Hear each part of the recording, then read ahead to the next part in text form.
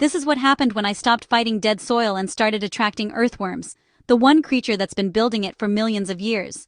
21 days took me from hard, lifeless dirt to the beginning of something gardeners call black gold, the rich vermicompost that earthworms create, and I pulled it off without buying a single bag of fertilizer.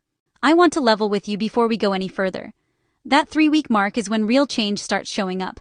When worms arrive, mulch begins breaking down, and moisture holds in places it never held before.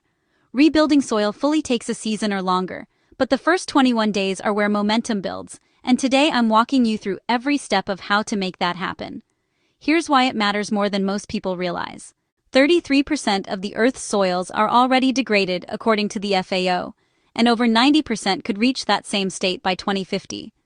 One soccer pitch worth of soil erodes every 5 seconds, which is a pace that's hard to wrap your head around until you hear this next number. Producing just 2 to 3 centimeters of soil can take up to 1,000 years. Soils are also the second largest carbon reservoir on the planet after the oceans, which means every patch of ground we lose isn't just a farming problem, it's a climate problem. Back in 1937, right in the teeth of the Dust Bowl, Franklin Roosevelt put it plainly. The nation that destroys its soil destroys itself. $44 billion a year is what soil erosion costs the United States alone in lost productivity. Globally, land degradation runs $18 to $20 trillion annually, according to the United Nations Convention to Combat Desertification.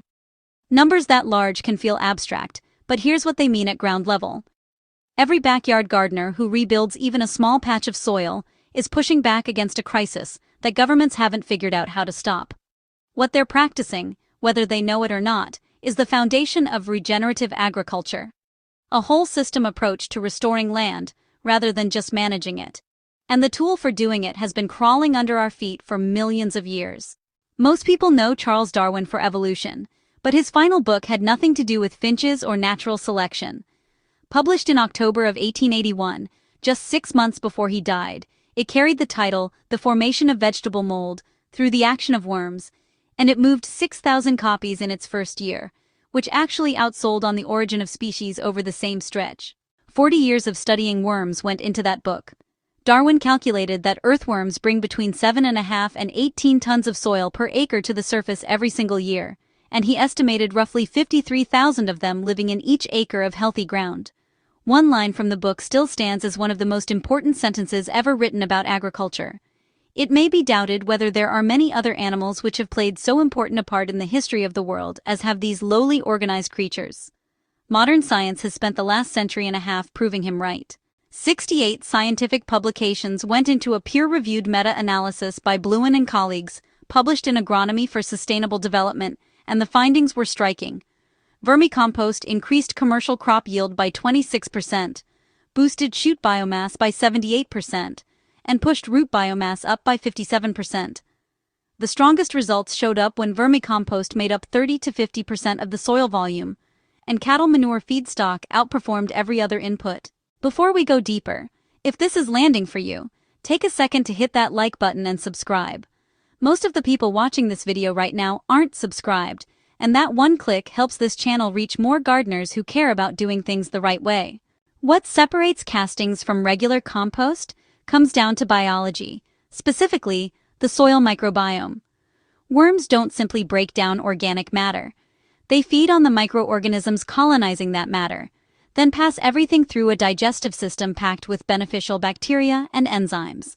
The microbial diversity inside a worm's gut is extraordinary, and what exits the other end carries plant-available nutrients alongside natural growth hormones, specifically auxins, cytokinins, and gibberellins, which bind to humic acids, long-chain carbon molecules that stabilize nutrients and anchor them in the soil, and remain active long after application.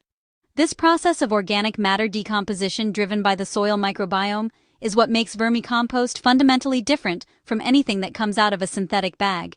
Eisenia fetida, the red wiggler, is the species you want for composting. Each one consumes up to half its body weight in food every day.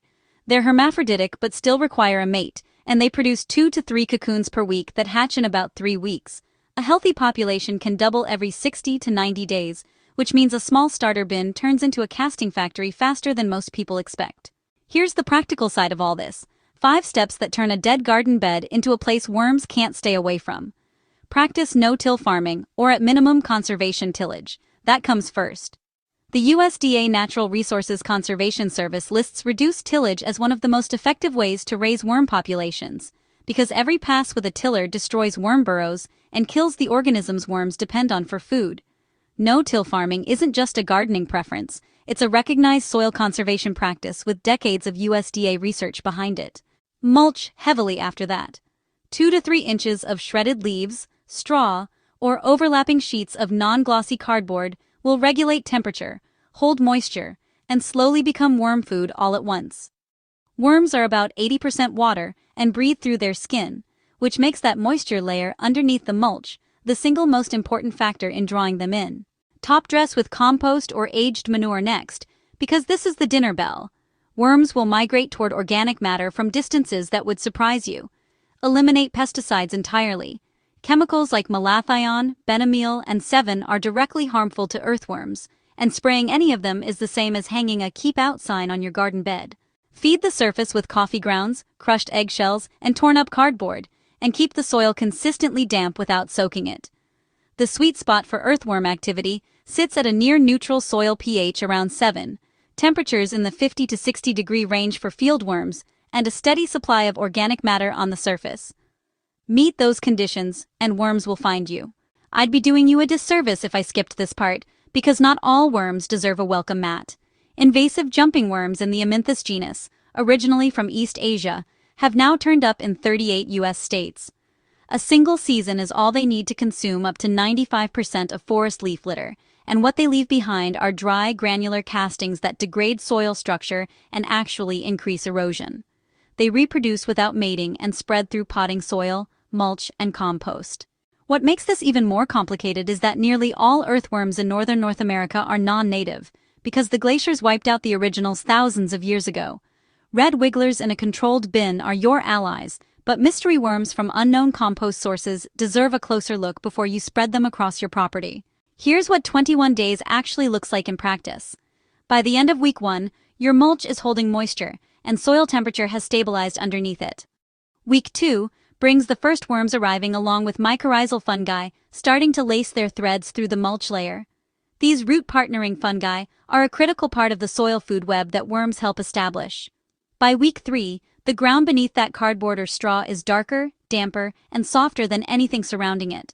3 weeks won't rebuild your soil completely, but what you've started is something no bag of synthetic fertilizer can replicate.